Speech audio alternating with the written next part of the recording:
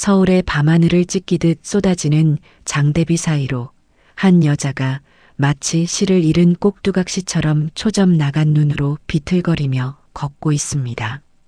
10년차 무명 배우 서다인.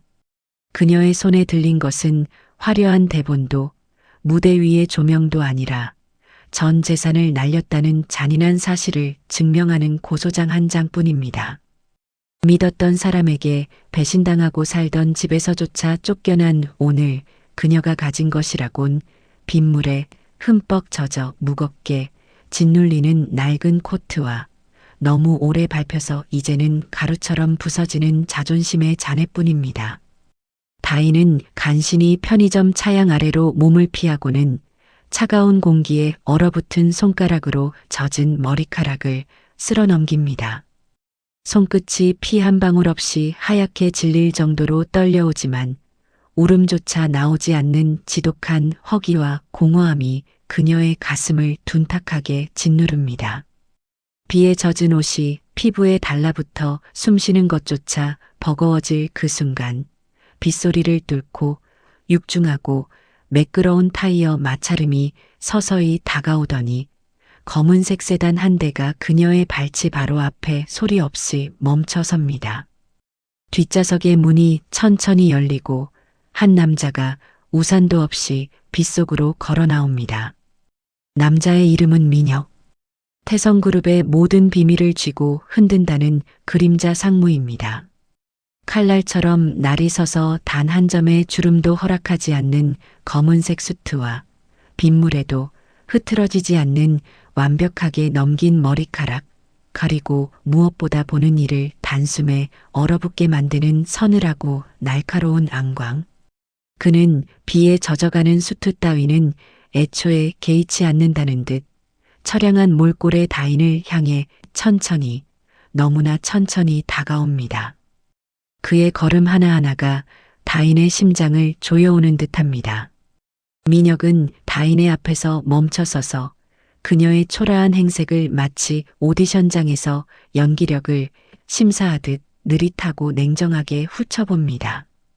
그리고는 주머니에서 새하얀 손수건을 꺼내 다인의 뺨에 묻은 빗물을 한 방울씩 무심하게 닦아내며 낮고 위협적이면서도 기묘하게 부드러운 중저음으로 입을 엽니다. 서다인 씨, 10년 동안 무대 위에서 단 한 번도 주연을 맡아본 적 없다고 들었는데 어때요? 이번 기회에 생애 가장 화려한 무대에서 주인공 노릇 한번 해볼 생각 없습니까? 다인은 본능적으로 뒤로 물러나려 하지만 민혁의 서늘한 기운이 보이지 않는 벽처럼 그녀를 자리에 박아버립니다. 민혁은 눈 하나 깜짝하지 않고 마치 악마가 영혼을 담보로 계약을 제안하듯 치명적인 말을 덧붙입니다. 내일부터 당신은 서다인이 아니야. 15년 전 실종되어 죽었다고 알려진 태성그룹의 상속녀 서은우가 되는 겁니다. 당신이 무대에서 외우던 대본보다 훨씬 더 복잡하고 들키면 목숨까지 걸어야 하는 치명적인 계약인데 할 건가? 다인의 심장이 미친 듯이 요동치기 시작합니다. 이 남자의 눈은 거짓을 말하지 않습니다. 이건 단순한 연기 제안이 아니라 벼랑 끝에 선 자신을 향해 내민 썩은 동아줄인지 아니면 유일한 구명줄인지 알 수 없는 마지막 기회입니다.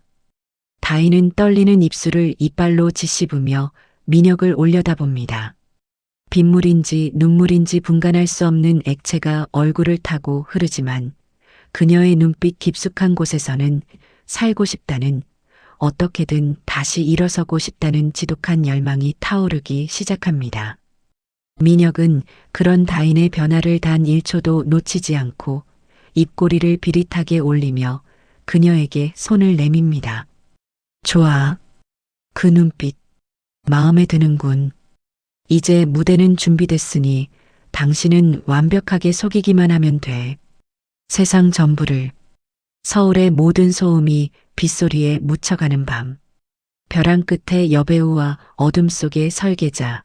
두 사람의 위험하고도 거부할 수 없는 계약 연극이 그 막을 올립니다. 민혁의 펜트하우스는 숨이 막힐 정도로 정교하고 차갑습니다. 천장까지 뻗은 통창 너머로 보이는 서울의 야경은 수천 개의 불빛이 쏟아지듯 화려하지만 실내를 감도는 공기는 마치 진공 상태처럼 고요하고 무겁게 가라앉아 있습니다. 젖은 코트를 벗고 민혁이 건넨 부드러운 가운을 걸친 다인의 눈앞에 두툼한 서류 뭉치 하나가 대리석 테이블 위로 묵직하게 내려놓아집니다. 읽어봐요. 당신 인생의 몸값입니다. 민혁의 목소리는 감정 하나 실리지 않은 채 사무적이고 냉정합니다. 다인은 떨리는 손으로 서류를 한 장 한 장 넘깁니다. 첫 페이지에 적힌 숫자는 100억. 평생 무대 위를 구르고 굴러도 절대 만져볼 수 없는, 상상조차 할 수 없었던 천문학적인 금액입니다. 하지만 그 화려하고 눈부신 숫자 뒤에는 독침처럼 날카로운 조항들이 빼곡하게 줄지어 서 있습니다. 식사 예법, 화법, 걸음걸이, 손짓 하나까지, 그리고 태성그룹 일가에 대한 방대한 암기 사항들. 무엇보다 다인의 시선을 순간 멈추게 하고 심장을 얼어붙게 만든 것은 마지막 장에 선명하게 박힌 붉은 글씨였습니다. 계약 파기 시 수령 금액의 10배를 위약금으로 지불하며 모든 법적 책임을 감수한다. 1000억? 다인은 목구멍이 타들어가는 것처럼 마른 침을 삼킵니다. 들키는 순간 그녀의 인생은 단순히 끝나는 것이 아니라 영원히 파멸의 구렁텅이 깊숙한 곳에 처박혀 다시는 빛을 볼 수 없다는 잔혹한 선고입니다. 다인은 천천히 고개를 들어 민혁을 바라봅니다. 그는 소파에 깊숙이 몸을 묻은 채 마치 사냥감이 덫에 걸리기를 기다리는 포식자처럼 차갑고 날카로운 눈으로 그녀를 한치의 빈틈도 없이 관찰하고 있습니다. 망설여지나? 그럼 지금 나가도 좋습니다. 다시 그 빗속으로 걸어가서 사기꾼의 이름이나 부르며 울며 지내든가. 민혁이 소파 옆에 놓인 인장을 손가락으로 가리킵니다. 다인은 잠시 눈을 감습니다. 어둡고 축축했던 지하 단칸방, 찬밥 한 덩이로 끼니를 때우며 오디션 연락을 기다리던 모욕적이고 처참했던 세월들이 주마등처럼 빠르게 스쳐 지나갑니다. 주연이라는 단어는 그녀에게 늘 손에 닿지 않는 꿈이었지만 이제 그 기회는 목숨을 담보로 인생 전부를 걸어야 하는 현실로 다가왔습니다. 다인은 결심한 듯 붉은 인주를 손가락 끝에 천천히 묻힙니다. 그리고 서류 마지막 칸, 서다인이라는 이름 위에 지장을 떨리는 손으로 꾹 눌러 찍습니다. 인장이 종이에 닿는 순간 그녀의 평범했던 과거는 완전히 죽었습니다. 민혁은 만족스러운 듯 자리에서 천천히 일어나 다인에게 다가옵니다. 그는 다인의 떨리는 손을 잡아 강제로 일으켜 세웁니다. 그의 손은 얼음장처럼 차갑지만 움켜쥐는 힘은 거부할 수 없을 만큼 강렬하고 절대적입니다. 좋은 선택이야. 이제부터 당신은 서다인이 아니야. 내 손에 의해 다시 태어날 태성의 꽃 서은우지. 민혁은 다인을 이끌고 거대한 전신 거울 앞으로 데려갑니다. 거울 속에는 젖은 머리에 겁에 질려 창백한 얼굴의 여자와 그 뒤를 그림자처럼 감싸며 수호하는 남자가 서 있습니다. 민혁은 그녀의 귓가에 입술을 바짝 대고 숨결이 느껴질 만큼 가까이에서 낮고 위협적으로 속삭입니다. 내일부터 당신의 눈빛 하나, 호흡 하나, 심장 박동 하나까지 내가 완벽하게 통제합니다. 세상에서 가장 화려하고 위험한 연극이 시작됐으니 절대 관객에게 들키지 마. 주연 배우님. 다인은 거울 속 자신의 눈을 똑바로 봅니다. 두려움 속에서도 이제는 묘한 생기가 돌기 시작한 그 눈빛. 그녀는 이제 민혁의 손에 이끌려 화려한 보석과 날카로운 칼날이 공존하는 재벌가의 정글 속으로 한 발 한 발 내딛습니다. 다음 날 아침 펜트하우스의 거실은 더 이상 우아한 휴식 공간이 아닌 가혹하고 냉혹한 훈련장으로 변합니다. 민혁은 다인의 앞에 수십 벌의 명품 옷과 수백 가지의 예법 책자를 산더미처럼 쏟아붓습니다. 10년차 배우인 다인에게 발성이나 태도는 자신 있는 분야였지만 민혁이 요구하는 것은 단순한 연기 그 이상의 목숨을 건 생존이었습니다. 다시 어깨에 힘 빼고 시선은 정확히 15도 아래로. 상대를 무시하는 게 아니라 당신 발밑에 먼지 정도로 여기는 완벽한 오만함이 필요해. 다인은 12cm가 넘는 키를 위해서 휘청거리며 거실을 반복해서 걷습니다. 발가락 끝이 짓눌려 타는 듯한 통증이 쿡쿡 찔러오고 이마엔 식은땀이 줄줄 흘러내려 옷깃을 적십니다. 하지만 민혁은 조금의 자비도 동정도 없습니다. 그는 차가운 대리석 테이블에 앉아 찻잔을 든 다인의 손끝 각도, 손가락 마디 하나까지 세밀하게 체크합니다. 찻잔을 내려놓을 때 소리가 나선 절대 안 돼. 서은우는 주변의 공기를 조용히 장악하는 사람이지 소음으로 자신의 존재를 알리는 사람이 아니니까. 달그락. 미세하게 울리는 찻잔 소리. 틀렸어. 다시. 벌써 수십 번째 반복입니다.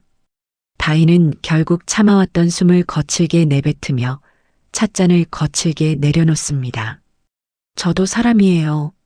하루아침에 핏줄까지 바꿀 순 없다고요. 다인의 눈에 서러운 울컥함이 뜨겁게 차오릅니다. 하지만 민혁은 그 감정의 파동조차 칼날처럼 서늘하게 잘라버립니다. 서은우는 이런 싸구려 감정에 흔들리지 않아. 당신이 지금 흘리려는 그 눈물 한 방울이 1000억짜리 위약금이 될 거라는 걸 잊었나? 민혁의 독설이 채찍처럼 날카롭게 날아와 다인의 가슴에 꽂힙니다. 다인은 모욕감에 입술을 피가 날 듯 깨물며 다시 일어서려 하지만 이미 한 개의 다다른 발목이 맥없이 꺾이며 바닥으로 고꾸라집니다. 아! 비명이 터져 나오려는 찰나 차가운 공기를 가르고 묵직한 체온이 다인의 몸을 낚아챕니다. 민혁이 어느새 그림자처럼 다가와 무너지려는 다인의 허리를 단단하게 받쳐든 것입니다. 다인의 등이 민혁의 단단한 가슴팍에 밀착됩니다. 조금 전까지 얼음장 같은 독설을 내뱉던 남자의 손길이라고는 믿기지 않을 만큼 허리를 감싸쥔 그의 손바닥은 타오를 듯 뜨겁습니다. 다인은 화tat하게 번져오는 그의 체온에 숨을 멈춥니다.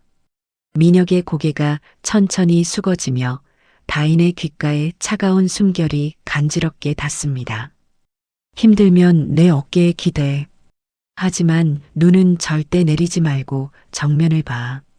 당신을 무너뜨리려는 자들은 당신의 발목이 아니라 당신의 눈동자를 제일 먼저 살필 테니까. 민혁은 다인이 스스로 중심을 완전히 잡을 때까지 허리를 놓지 않습니다.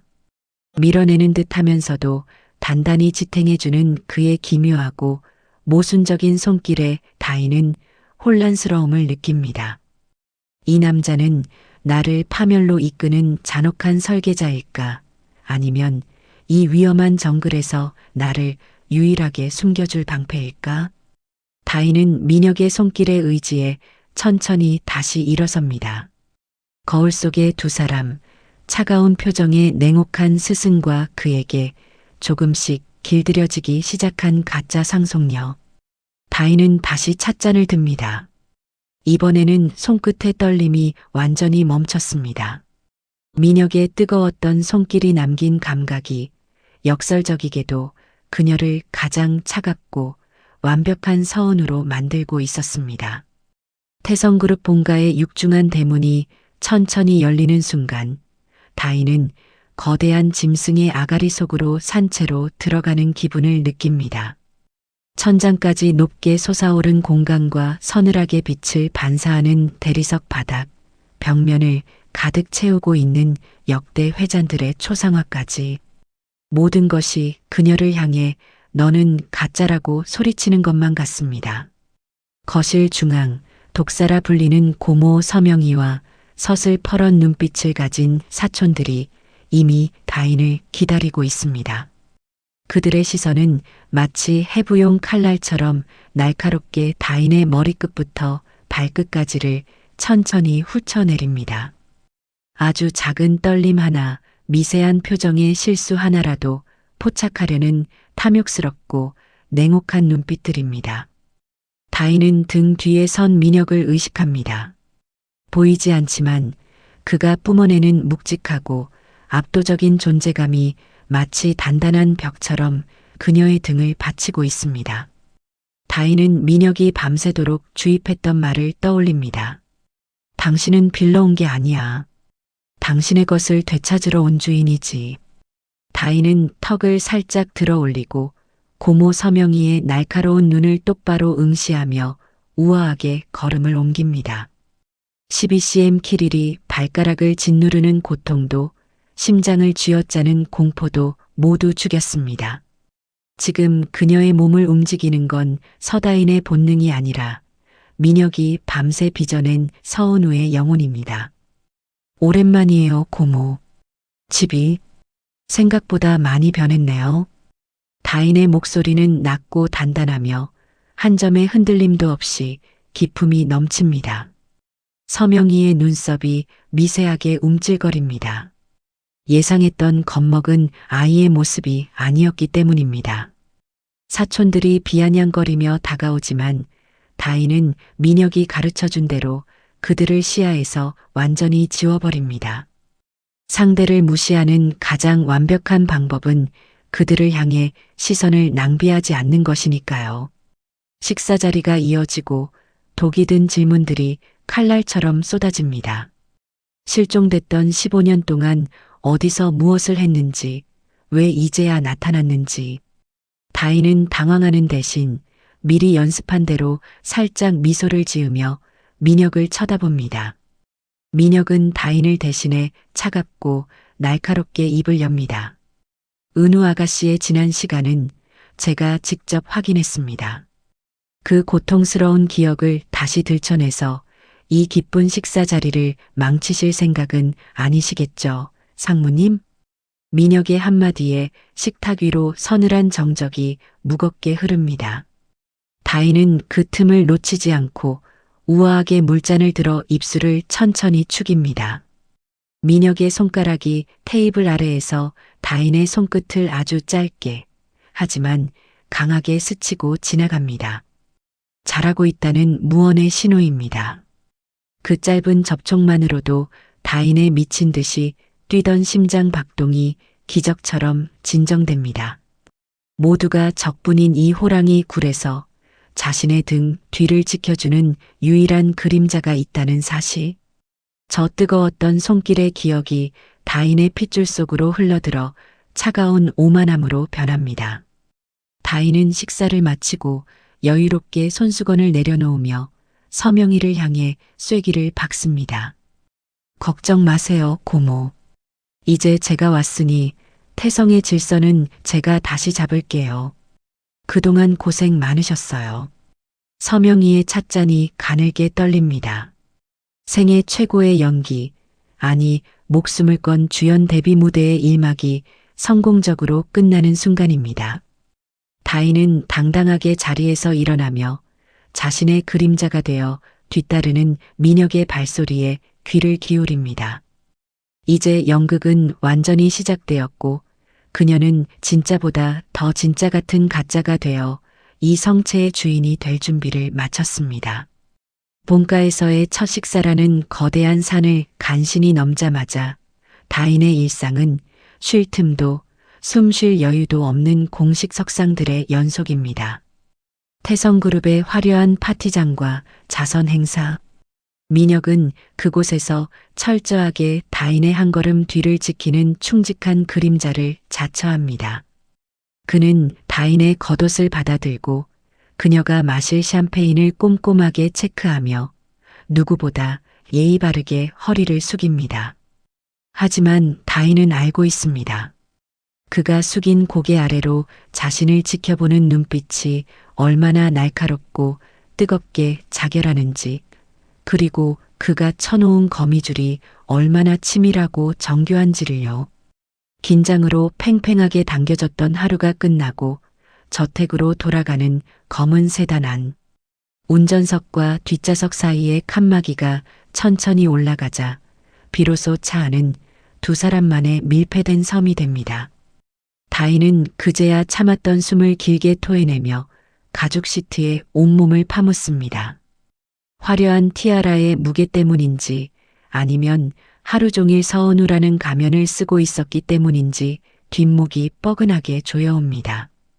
다인이 피곤한 듯 눈을 감고 고개를 옆으로 떨구자 창밖으로 빠르게 스쳐 지나가는 가로등 불빛이 그녀의 창백한 얼굴 위를 리드미컬하게 훑고 지나갑니다.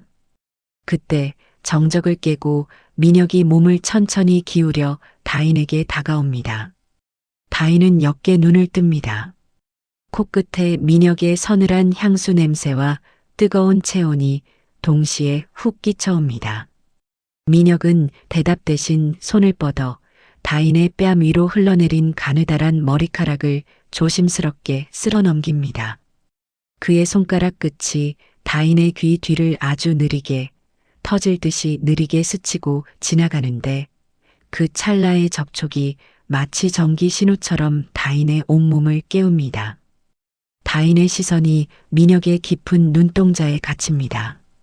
파티장에서의 차가운 상무님도 냉철한 연기 지도자도 아닌 정체를 알 수 없는 뜨거운 욕망을 삼킨 남자의 눈입니다. 민혁의 손은 다인의 머리카락에 머문 채 떨어질 줄 모릅니다. 그의 엄지손가락이 다인의 귓등을 아주 천천히 애타게 잘게 문지릅니다. 오늘 아주 대단했어. 서명의 상무가 잔을 떨어뜨릴 뻔한 걸 봤나? 민혁의 목소리가 평소보다 한 옥타브 낮게 내려앉아 차 안의 공기를 진동시킵니다. 그는 다인의 얼굴을 뚫어지게 응시하다가 마치 스스로에게 묻는 듯 혹은 고백처럼 혼잣말을 내뱉습니다. 연기가 너무 완벽해서 가끔 진짜인 줄 착각하게 돼. 당신이 진짜 서은우인지 아니면 내가 만든 인형인지. 민혁의 얼굴이 한 뼘 더 가까워집니다.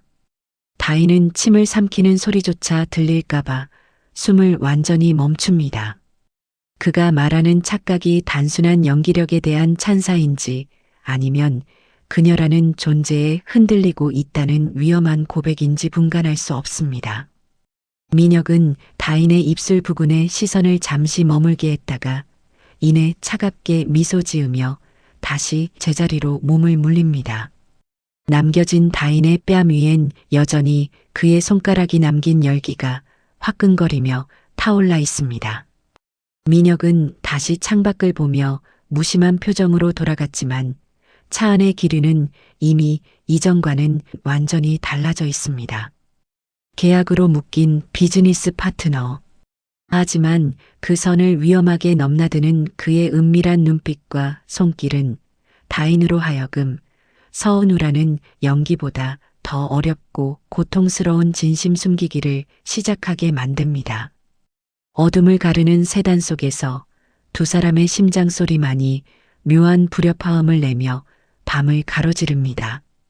평화롭던 본가의 오후 정적을 깨고 거실로 들이닥친 고모 서명희의 손에는 한 장의 공문과 함께 낯선 사내들이 들고 온 흰색 의료용 가방이 들려 있습니다. 사설 유전자 감정업체 직원들입니다. 서명희는 비릿한 승리의 미소를 입가에 걸으며 다인의 앞에 천천히 다가가 서서 차갑게 선언합니다. 죽었다 살아 돌아온 우리 조카. 이제 그만 확실히 해둬야지 않겠니? 집안 어른들이 다 보는 앞에서 정식으로 검사하자꾸나. 설마 겁나는 건 아니지? 다인의 심장이 바닥으로 곤두박질 칩니다. 등줄기를 타고 식은땀이 줄줄 흐르고 쥐고 있던 찻잔이 미세하게 덜덜 떨려옵니다. 가짜인 자신이 이 검사를 받는다는 건 곧 천억의 위약금과 함께 차가운 감옥으로 향하는 직행 티켓을 끊는 것과 다름없습니다. 다인은 본능적으로 뒤를 돌아봅니다. 서재 문턱에 비스듬히 기대어 서 있는 민혁. 그는 이 아수라장을 마치 흥미로운 연극이라도 구경하는 사람처럼 무심한 표정입니다. 다인은 떨리는 눈빛으로 그에게 필사적인 구조 신호를 보냅니다. 어떡해요? 지금 당장 들키게 생겼는데. 하지만 민혁은 다가오지 않습니다. 그저 주머니에 손을 넣은 채 아주 천천히 고개를 까닥이며 다인에게 다가오라는 신호를 보낼 뿐입니다. 다인은 간신히 다리를 움직여 민혁의 곁으로 비틀거리듯 다가갑니다. 거실의 소음이 멀어지는 서재 입구, 민혁은 다가온 다인의 어깨를 한 손으로 부드럽게 감싸 안으며 자기 쪽으로 끌어당깁니다. 다른 이들에게는 다정한 정혼자의 모습처럼 보이겠지만 다인의 귓가에 닿는 그의 숨소리는 얼음처럼 차갑고 단호합니다. 민혁은 공포로 굳어버린 다인의 턱 끝을 살짝 들어 올려 자신의 눈을 똑바로 보게 만듭니다. 그의 눈동자에는 흔들림이 전혀 없습니다. 오히려 위험한 승부사의 광기마저 느껴집니다. 심장 소리가 여기까지 들리는군. 서다인 씨, 내 눈 똑바로 봐. 민혁은 다인의 귓불을 손가락으로 만지작거리며 서명희가 절대 듣지 못하도록 아주 낮고 은밀하게 속삭입니다. 걱정하지 마. 검사 결과가 어떻게 나올지는 이미 내가 정해놨으니까. 당신은 그저 그들에게 조롱 섞인 비웃음이나 한번 날려주면 돼. 하지만 진짜가 아닌데 어떡해. 다인의 떨리는 물음에 민혁은 묘한 미소를 지으며 그녀의 머리카락을 귀 뒤로 천천히 넘겨줍니다. 그의 손길은 여전히 뜨겁고 그 온기는 다인의 마비된 사고를 다시 일깨웁니다. 민혁은 확신에 찬 목소리로 쐐기를 박습니다. 내가 말했지? 이 세상의 서은우는 당신 하나뿐이라고. 당신이 믿지 않으면 누구도 믿지 않아. 가서 당신 피를 내어주고 저들에게 내가 누구인지 똑똑히 확인시켜줘. 민혁의 손길이 다인의 등을 가볍게 밀어냅니다. 방금 전까지 무너지기 일보 직전이었던 다인의 눈에 기묘한 생기가 돕니다. 민혁이 가진 그 절대적인 자신감이 그녀의 핏줄 속으로 수혈된 것만 같습니다. 다인은 다시 서명희를 향해 돌아섭니다. 그리고는 민혁이 가르쳐준 가장 오만하고 우아한 각도로 고개를 꺾으며 팔을 내밉니다. 좋아요, 고모. 대신 결과가 나온 뒤엔 저도 고모에게 물어야 할 책임이 아주 많을 거예요. 감당하실 수 있겠어요? 민혁은 서재 그늘 아래서 팔짱을 낀 채 그 위풍당당한 뒷모습을 지켜봅니다. 위기는 이제 쇼타임의 서막으로 완전히 바뀌어 있습니다. 자신의 손으로 빚어낸 가짜 상속녀가 진짜보다 더 진짜처럼 저들을 압도하는 광경을 민혁은 은밀한 만족감과 소유욕을 담은 눈빛으로 응시합니다. 유전자 검사 결과는 예상대로 일치였습니다. 하지만 결과지를 받아든 사촌들의 얼굴엔 수긍 대신 비릿하고 끈적한 불신이 서립니다. 서명희의 아들이자 다인의 사촌 오빠를 자처하는 서준호가 결과지를 바닥에 내팽개치며 다인에게 성큼 다가옵니다. 술기운에 벌겋게 달아오른 그는 거칠게 다인의 어깨를 잡아채며 포효합니다. 어디서 이런 근본도 없는 연기자를 데려와서 장난질이야. 야, 너 얼마 받았어? 민혁이가 너한테 얼마 주기로 했냐고. 준호의 거칠고 폭력적인 손길에 다인의 몸이 종이장처럼 흔들립니다. 공포가 발끝부터 차오르며 온몸의 근육이 경직되려는 찰나 차가운 공기를 가르고 묵직한 그림자가 번개처럼 준호와 다인 사이를 파고듭니다. 민혁입니다. 그는 단 한마디 말도 없이 준호의 손목을 낚아챕니다. 두둑. 뼈 마디가 비틀리는 소리가 들릴 만큼 강한 압박에 준호가 비명을 지르며 다인의 어깨를 놓칩니다. 민혁은 다인을 자신의 등 뒤로 숨기듯 밀어넣고 서슬퍼런 눈빛으로 준호를 비롯한 친척 무리를 하나하나 후쳐냅니다. 방금 그 손 다신 못 쓸 줄 아십시오. 민혁의 목소리는 낮지만 연회장 전체를 얼려버릴 만큼 서늘하고 치명적입니다. 평소에 비즈니스적인 예의는 온데간데 없고 오직 상대를 찢어발길 준비가 된 포식자의 야성만이 가득합니다. 민혁은 주머니에서 손수건을 꺼내 준호가 만졌던 다인의 어깨 부분을 마치 더러운 오물이 묻은 듯이 툭툭 털어내며 다시 한번 쐐기를 박습니다. 경고합니다. 이분 몸에 손끝 하나라도 되는 놈은 그게 누구든 내 선에서 정리합니다. 태성의 법이 아니라 내 방식대로. 민혁의 정리라는 단어에 장내는 숨소리조차 내지 못할 정적에 휩싸입니다. 그가 태성그룹의 밑바닥부터 올라오며 얼마나 많은 일을 소리 소문 없이 매장했는지 모두가 알고 있기 때문입니다. 다인은 민혁의 넓은 등 뒤에서 가쁜 숨을 몰아쉽니다. 눈앞에 보이는 그의 검은 수트 재킷, 그 위로 팽팽하게 긴장된 등 근육이 마치 세상에서 가장 높고 단단한 성벽처럼 느껴집니다. 돈으로 맺어진 비즈니스 파트너, 들키면 끝장나는 가짜 계약. 하지만 지금 자신을 지키기 위해 권력과 폭력의 경계에서 나를 세운 이 남자의 뒷모습에선 서류상의 조항으론 절대 설명할 수 없는 기묘하고 뜨거운 신뢰가 피어오릅니다. 민혁은 고개를 살짝 돌려 다인의 상태를 확인합니다. 그의 눈동자는 여전히 차갑지만 다인의 겁에 질린 눈과 마주치는 아주 짧은 찰나, 아주 미세하게 눈매가 부드러워집니다. 그는 다시 고개를 돌려 무리를 압도하며 선언합니다. 아가씨를 모셔라. 앞으로 허락 없이 아가씨 방 10m 이내로 접근하는 자는 침입자로 간주하겠다. 다인은 민혁의 팔을 살며시 붙잡습니다. 손끝에 닿는 수트의 감촉이 뜨겁습니다. 1000억짜리 상품을 보호하는 경영자의 태도라고 하기엔 그의 분노는 너무나 뜨겁게 타올랐고 그의 방어는 너무나 처절했습니다. 다인은 이 위험하고 치명적인 연극 속에서 유일하게 숨을 쉴 수 있는 구멍이 바로 이 남자의 등 뒤라는 사실을 온몸으로 깨닫습니다.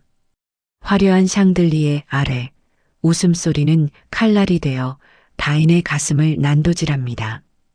친척들의 교묘하고 비틀린 조롱과 가짜를 향한 멸시의 시선들. 다인은 결국 터져나오려는 오열을 간신히 참으며 파티장 뒷문을 박차고 나옵니다. 밖에는 기다렸다는 듯 거센 빗줄기가 쏟아지고 있습니다. 다인은 처마 밑에서 무릎을 끌어안고 주저앉습니다. 억울해서가 아닙니다. 가짜라는 죄책감과 진짜가 되고 싶은 갈망이 뒤섞여 스스로를 견딜 수 없기 때문입니다.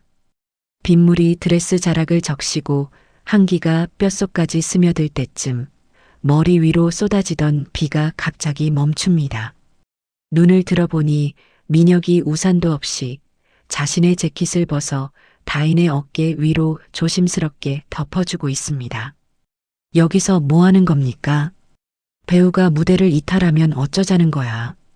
민혁의 목소리는 평소처럼 차가웠지만 다인의 어깨를 감싸쥔 그의 손은 미세하게 떨리고 있습니다. 다인은 젖은 얼굴을 들어 그를 원망하듯 바라봅니다. 빗물에 흠뻑 젖어 얼굴에 달라붙은 머리카락, 번진 화장. 가장 초라하고 처참한 모습으로 그를 마주한 다인이 갈라진 목소리로 묻습니다. 언제까지 이 짓을 해야 하죠? 난 당신의 인형이 아니에요. 내 속은 지금 타들어가는데 당신한텐 이게 그냥 비즈니스인가요? 다인의 가슴 맺힌 물음에 민혁은 대답 대신 그녀의 젖은 어깨를 더욱 강하게 끌어당겨 자신의 가슴팍에 단단히 가둡니다. 쏟아지는 빗소리가 세상을 지워버린 둘만의 공간. 다인은 그의 가슴에 귀를 댄 채 규칙적이었던 남자의 심장 박동이 폭주하는 기관차처럼 미친 듯이 날뛰고 있다는 것을 느낍니다. 다인이 고개를 들어 그를 밀쳐내려 하며 떨리는 목소리로 속삭입니다. 이건 계약에 없는 건데.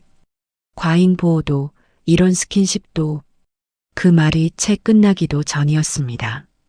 민혁의 손이 다인의 뒷목을 조심스럽지만 단호하게 감싸주더니 그대로 고개를 숙여 그녀의 입술을 삼켜버립니다.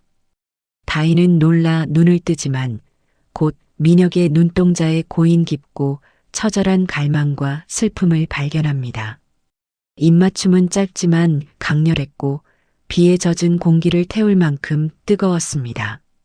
민혁이 천천히 입술을 떼고 이마를 다인의 이마에 맞댄 채 거친 숨을 몰아쉽니다. 그의 손가락이 다인의 젖은 뺨을 부드럽게 훔쳐내며 생애 처음으로 가슴 가장 깊은 곳에 숨겨두었던 진심을 꺼내 놓습니다. 연기 아닙니다. 처음부터, 당신을 빗속에서 처음 본 그 순간부터 단 한 번도 연기였던 적 없어. 다인의 눈에서 뜨거운 눈물이 빗물과 섞여 흐릅니다. 천억의 위약금도 가짜 상속녀라는 위태로운 신분도 지금 이 순간만큼은 아무런 의미가 없습니다. 민혁은 울먹이는 다인을 다시 한번 품에 꽉 안으며 빗줄기를 온몸으로 막아섭니다. 철저하게 계산된 연극 속에서 유일하게 계산되지 않은 감정. 이제 두 사람의 계약은 완전히 깨졌습니다. 비즈니스가 아닌 목숨을 건 진짜 사랑의 서막이 폭우가 쏟아지는 정원 한복판에서 그렇게 시작되고 있었습니다. 저택에서의 밤은 낮보다 더 차갑고 고요합니다. 민혁과의 입맞춤 이후 다인의 마음속에는 설렘보다 더 거대하고 불길한 의문들이 독뱀처럼 따리를 틀기 시작합니다. 처음엔 그저 완벽하게 몰입한 배우의 착각이라 여겼습니다.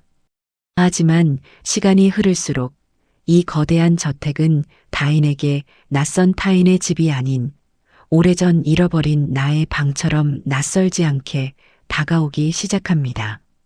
다인은 불 꺼진 복도를 지나 복도 끝에 위치한 지금은 폐쇄된 서은우의 옛 놀이방 앞으로 향합니다. 민혁은 그곳에 절대 들어가지 말라고 단호하게 경고했지만 다인의 발걸음은 마치 자석에 이끌리듯 문고리를 잡습니다. 기.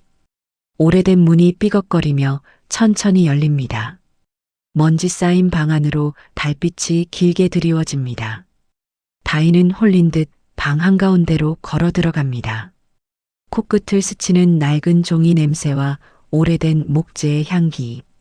그 순간 다인의 머릿속으로 날카로운 통증과 함께 파편화된 영상들이 깨진 유리 조각처럼 스쳐 지나갑니다. 높은 천장에 매달린 회전목마 모빌, 누군가 다정하게 불러주던 이름, 그리고 창틀 구석에 몰래 새겨두었던 작은 별 모양의 낙서까지. 다인은 떨리는 손으로 창틀 구석을 더듬습니다. 손끝에 걸리는 거친 질감. 그곳엔 꿈속에서 보았던 것과 똑같은 비뚤비뚤한 별 하나가 선명하게 새겨져 있습니다. 다인은 소스라치게 놀라 손을 뗍니다. 우연일까? 아니면 민혁이 심어둔 정교한 소품일까? 다인은 자신의 가슴팍을 움켜쥐며 거친 숨을 몰아쉽니다. 혼란은 여기서 그치지 않습니다. 서은우가 좋아했다는 장미향 홍차, 그녀가 즐겨 읽었다는 가죽 양장의 시집, 심지어 우유를 마시지 못하는 특이한 체질까지. 민혁이 가르쳐준 서은우의 취향들은 사실 다인이 평생 서다인으로 살며 지켜온 사소한 습관들과 소름 끼칠 정도로 완벽하게 일치합니다. 말도 안 돼. 난 그냥 대역일 뿐인데. 난 서다인인데. 다인은 거울 앞에 섭니다. 화려한 드레스와 보석으로 치장한 모습 아래 잊고 있었던 어린 시절의 서글픈 눈동자가 비칩니다. 3살 때 보육원 앞에 버려졌던 기억, 유일하게 목에 걸려있던 낡은 은팔찌의 무늬. 그것이 지금 이 저택 곳곳에 새겨진 가문의 문장과 같다는 사실을 깨닫는 순간 다인의 전신에 소름이 돋아납니다. 그때 등 뒤에서 차가운 그림자가 조용히 덮쳐옵니다. 여기 들어오지 말라고 했을 텐데. 언제 왔는지 민혁이 문가에 서서 다인을 응시하고 있습니다. 그의 눈빛은 평소보다 깊고 고요하며 무언가 거대한 비밀을 삼킨 듯 무겁습니다. 다인은 떨리는 목소리로 사진 속 어린 은우를 가리키며 묻습니다. 민혁 씨, 당신은 처음부터 알고 있었나요? 내가 연기하고 있는 이 여자가 사실은. 민혁은 대답 대신 다인에게 천천히 다가와 그녀의 차가워진 손을 두 손으로 감싸줍니다. 그의 손길은 여전히 뜨겁지만 그 안에 담긴 진실의 무게는 다인을 질식시킬 것만 같습니다. 사라진 기억의 조각들이 맞춰질수록 화려한 상속녀의 자리는 이제 왕자가 아닌 거대한 함정처럼 그녀를 조여오기 시작합니다. 의구심은 독처럼 퍼져 다인의 이성을 마비시킵니다. 민혁이 잠시 자리를 비운 심야, 다인은 금기된 구역인 그의 서재 안으로 조심스럽게 발을 들입니다. 책상 위엔 늘 보던 차가운 서류들 뿐이지만 다인은 본능적으로 가장 깊숙한 서랍, 자물쇠로 굳게 잠긴 비상수납함을 향합니다. 떨리는 손으로 서랍을 열자 그 안엔 100억짜리 계약서보다 더 무겁고 치명적인 진실이 잠들어 있습니다. 다인의 손에 잡힌 것은 빛바랜 사진 한 장입니다. 사진 속에는 환하게 웃고 있는 어린 소녀와 그 곁을 듬직하게 지키고 있는 소년이 서 있습니다. 소녀의 손목에 채워진 은팔찌는 다인이 보육원에서 가지고 있던 것과 똑같은 문양이고 소녀를 바라보는 소년의 눈빛은 지금의 민혁과 소름 끼칠 정도로 완벽하게 닮아 있습니다. 사진 뒷면엔 필기체로 적힌 문구가 다인의 심장을 멈추게 합니다. 나의 은우에게, 내가 어디에 있든 내가 반드시 너를 찾아낼게. 다인의 눈동자가 격하게 흔들립니다. 사진 아래 놓인 수사 보고서들에는 다인의 지난 20년 삶이 초 단위로 세밀하게 기록되어 있습니다. 민혁은 다인을 빗속에서 우연히 발견한 것이 아니었습니다. 그는 이미 그녀가 진짜 서은우임을 확신하고 있었고 보육원 기록부터 무명 배우 시절의 고초까지 전부 그림자처럼 지켜보고 있었던 겁니다. 그럼 그 계약은 다 뭐였어? 내가 진짜인 걸 알면서 왜 가짜 행세를 시킨 거야? 배신감과 혼란이 뒤섞인 다인의 목소리가 서재 안을 메아리칩니다. 그때 열려있던 문틈 사이로 긴 그림자가 천천히 드리워집니다. 민혁입니다. 그는 당황한 기색도 없이 오히려 슬픈 예감이 적중했다는 듯 무겁고 깊은 한숨을 내쉬며 다가옵니다. 민혁의 시선이 다인이 쥐고 있는 낡은 사진에 머뭅니다. 그는 차가운 책상에 몸을 기대며 평소의 날선 카리스마를 완전히 내려놓은 채 낮게 의졸입니다. 알아버렸군. 조금 더 시간이 있을 줄 알았는데. 다인은 사진을 민혁의 가슴팍에 내던지듯 밀어붙입니다. 당신 뭐야? 나를 구원하는 척하면서 결국 당신이 만든 각본대로 나를 조종한 거야? 내가 진짜인 걸 알면서 왜 1000억의 위약금으로 나를 협박했냐고. 민혁은 다인의 격앙된 손목을 부드럽지만 절대 놓치지 않게 꽉 움켜잡습니다. 그의 눈동자엔 서늘한 이성 대신 지식여지고 부서진 진심이 일렁입니다. 그는 다인의 눈을 피하지 않고 뼛속까지 시리고 처절한 진실을 털어놓습니다. 당신을 지키기 위해서였어. 태성이라는 정글에서 진짜 상속녀가 나타났다는 건 곧 죽음을 의미하니까. 가짜라는 방패 뒤에 숨어 있어야 저들이 방심할 테고 그동안 내가 당신의 날개를 찾아줄 수 있었으니까. 민혁의 목소리가 미세하게 떨립니다. 100억의 계약금은 협박이 아니라 그녀가 언제든 도망칠 수 있도록 마련한 최소한의 도피 자금이었고, 혹독했던 에티켓 수업은 그녀가 칼날 위에 서서도 베이지 않게 하기 위한 생존 방어술이었습니다. 다인은 힘이 풀린 채 민혁의 품으로 무너져 내립니다. 자신을 조종하는 악마라고 생각했던 남자가 사실은 20년 전의 약속을 지키기 위해 스스로 어둠이 된 유일한 아군이었다는 사실. 서재의 무거운 공기 속에서 두 사람의 계약은 이제 비즈니스를 넘어선 처절한 운명 공동체가 되어 서로의 심장 깊숙이 파고듭니다. 서재의 공기는 날카로운 파열음으로 가득 차 있습니다. 다인은 민혁의 멱살을 쥐어틀 듯 붙잡고 그의 눈동자 속을 파고듭니다.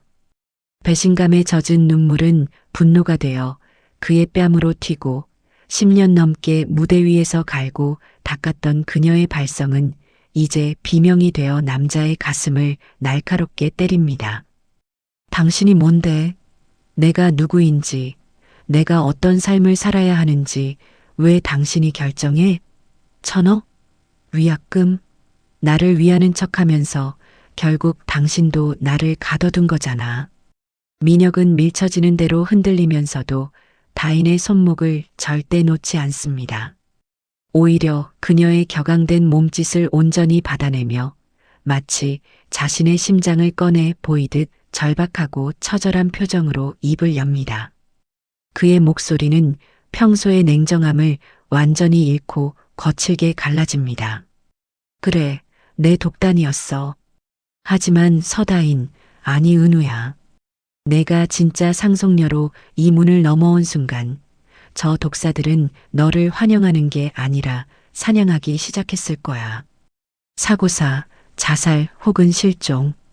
내 부모님이 어떻게 돌아가셨는지 잊었어? 민혁의 외침에 다인의 손길이 멈칫합니다. 민혁은 힘이 풀린 다인의 어깨를 단단하게 감싸쥐고 그녀를 벽으로 몰아붙이며 뼛속까지 시리고 처절한 진실을 쏟아냅니다. 가짜라는 방패가 있어야 했어. 저들이 너를 민혁이가 데려온 장난감이라며 비웃고 방심하는 동안에만 내가 너를 지킬 시간을 벌 수 있었으니까. 100억의 계약금은 내가 언제든 이 연극이 무서워지면 도망칠 수 있는 탈출구였고, 위약금 조항은 저들이 너를 함부로 건드리지 못하게 내가 쳐놓은 가시울타리였어. 민혁의 숨결이 다인의 이마에 뜨겁게 닿습니다. 그는 지식여지고 부서진 목소리로 평생을 숨겨온 비장한 고백을 이어갑니다. 내 목표는 태성의 주인이 되는 게 아니야. 너를 온전하게 저 의자에 앉히고 내가 누구인지 만천하가 인정하게 만드는 것. 그날까지 넌 철저하게 가짜여야만 해. 그래야 살 수 있으니까. 다인의 눈에서 참아왔던 눈물이 툭 하고 떨어집니다. 자신을 속박하던 쇠사슬이라 여겼던 계약서가 사실은 거대한 파도로부터 자신을 지켜주던 방파제였음을 깨닫습니다. 민혁은 눈물을 흘리는 다인의 얼굴을 커다란 두 손으로 조심스럽게 감싸줍니다. 그의 손가락 끝이 미세하게 떨리고 있습니다. 오랫동안 홀로 짐을 짊어지고 어둠 속을 걸어온 자만이 가질 수 있는 처절하고 깊은 떨림입니다. 다인은 이제야 보입니다. 무표정했던 그의 얼굴 뒤에 감춰진 수천 번의 망설임과 자신을 향해 쏟아지던 화살들을 대신 맞으며 피 흘리고 있었을 그의 뒷모습이. 미안해. 너무 늦게 찾아서. 그리고 너를 또다시 이런 지옥으로 불러들여서. 민혁의 이마가 다인의 어깨 위로 툭 떨어집니다. 두 사람을 묶고 있던 비즈니스라는 이름의 껍데기가 부서져 나가고 그 안에서 상처 입은 두 영혼이 비로소 서로를 완전히 마주봅니다. 이제 연극은 더 이상 강요된 숙제가 아닙니다. 다인은 민혁의 셔츠 깃을 꽉 쥐며 결심합니다. 그를 위해서라도, 그리고 자신을 위해서라도 세상에서 가장 완벽하고 치명적인 가짜가 되어 저들을 집어삼키겠노라고. 서재를 감싸던 슬픔은 어느새 가장 단단하고 불굴의 복수의 결의로 바뀌어 갑니다. 태성그룹 본사 32층 이사회 회의실의 무거운 침묵은 폭풍 전야의 정적과 같습니다. 서명의 상무를 필두로 한 반대 세력들은 민혁의 독단적인 경영과 상속녀 사칭 의혹을 빌미로 그의 해임안을 상정했습니다. 민혁은 회의실 중앙 고립된 섬처럼 혼자 앉아 있습니다. 평소와 다름없는 무표정이지만 쉴 새 없이 돌아가는 시계 초침 소리는 그의 퇴진을 재촉하는 단두대의 칼날 소리처럼 둔탁하게 울려 퍼집니다. 증거도 불충분한 가짜를 데려와 가문을 모욕한 강민혁 상무의 해임을 요구합니다. 서명희의 서슬 펄언 외침이 회의실 벽을 날카롭게 때리는 순간 거대하고 육중한 문이 천천히 열리며 예고되지 않은 침입자가 등장합니다. 또박또박 대리석을 울리는 구두 굽소리, 검은색 레이스 드레스에 붉은 립스틱, 그리고 한치의 흔들림도 없는 눈빛. 다인입니다. 아니, 지금 이곳에 서 있는 여자는 무명 배우 서다인이 아닙니다. 태성의 정통성을 온몸으로 증명하듯 차가운 기품을 뿜어내는 서은우 그 자체입니다. 당황한 이사들이 술렁이기 시작하자 다인은 민혁의 바로 옆자리로 천천히 걸어가 멈춰섭니다. 민혁은 의외라는 듯 그녀를 올려다보지만 다인은 민혁의 어깨 위에 손을 가만히 얹으며 그에게 무언의 메시지를 보냅니다. 이제 내가 당신의 방패가 될게요. 해임이라니요. 태성의 적통인 제가 여기 있는데 누가 누구를 내쫓는다는 말씀이신지. 다인의 목소리는 낮고 우아하지만 회의실 안의 모든 소음을 단번에 잠재울 만큼 압도적입니다. 서명희가 얼굴을 붉히며 다가오려 하자 그동안 침묵을 지키던 민혁이 서서히 자리에서 일어섭니다. 그는 다인의 곁에 단단히 서서 마치 주인을 지키는 맹수처럼 서늘하고 날카로운 앙광을 뿜어냅니다. 아가씨의 말씀대로입니다. 강민혁의 해임은 곧 서은우 아가씨의 존재를 부정하는 것입니다. 감당하시겠습니까? 이 가문의 주인을 정면으로 부정하는 그 대가를. 민혁의 지원 사격에 힘을 얻은 다인은 이사들의 눈을 하나하나 맞추며 천천히 회의 탁자를 가로지릅니다. 그녀의 손가락 끝이 이사들 앞에 놓인 명패를 툭툭 건드립니다. 그것은 단순한 연기가 아닙니다. 민혁의 진심을 알게 된 후 자신의 정체성을 되찾으려는 한 여자의 처절하고 불굴의 투쟁이자 진심입니다. 다인은 서명희 앞에 멈춰서서 그녀를 차갑게 내려다봅니다. 15년 전 어린 은우를 빗속으로 내몰았던 고모의 탐욕스러운 눈을 똑바로 응시하며 다인은 비릿하고 승리에 찬 미소를 지어 보입니다. 연극은 끝났어요, 고모. 이제 진짜 무대가 시작됐는데 관객석으로 내려가실 준비는 되셨나요? 민혁은 다인의 등 뒤에서 차갑게 웃으며 서류 가방을 천천히 엽니다. 그 안에는 서명희 일가가 지난 15년 동안 가로챈 지분과 비자금 내역들이 낱낱이 기록되어 있습니다. 다인이 이사들의 시선을 완전히 장악하는 사이 민혁은 적들의 숨통을 끊을 날카로운 검이 되어 장례를 난도질하기 시작합니다. 두려움에 떨던 무명 배우는 간데없고 민혁의 손에 들린 검과 다인의 가슴에 박힌 방패가 하나로 뭉쳐 태성의 심장을 정조준합니다. 이사회장의 화려한 조명 아래 가짜로 시작했던 두 사람의 동행은 이제 가문을 뒤엎을 가장 위대한 정복자로 완전히 변모해 있었습니다. 무대 위 주연 배우처럼 당당한 다인의 뒷모습 위로 민혁의 그림자가 짙고 단단하게 겹쳐집니다. 회의실의 긴장감이 정점에 달했을 때 서명의 상무가 광기 어린 웃음을 터뜨리며 품 안에서 서류 봉투 하나를 꺼내 탁자 위로 거칠게 던집니다.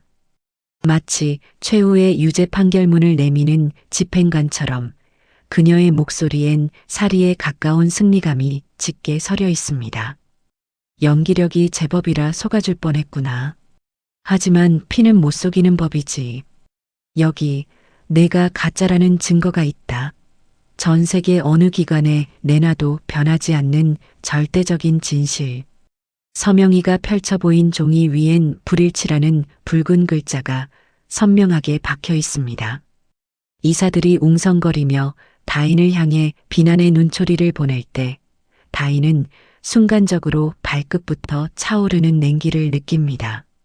하지만 그 찰나 옆에 선 민혁의 손이 다인의 차가워진 손등을 지그시 누릅니다. 그의 손길은 흔들림이 없었고 그 단단한 압력이 다인에게 속삭입니다. 끝까지 나를 믿어.